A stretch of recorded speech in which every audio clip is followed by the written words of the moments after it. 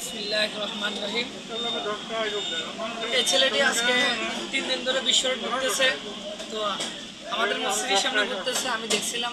তো দেখে আমার মায়া লাগছিল, আমি তারে আমাদের আজকে 3 দিন রেখে দিছি।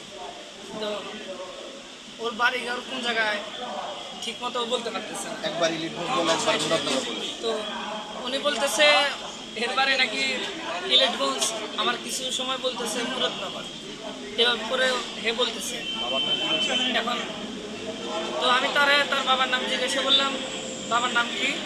তোমার বাবার নাম কি বলছিল? হাসান বলছিল। আর দাদার নাম কি? তার দাদার নাম জিজ্ঞাসা করলাম, রশিদ। তোর কাকার নাম কি? হ্যাঁ, শামসুল হক। কাকা কি করে? অটো চালায়। আর তোর বাপে কি করে?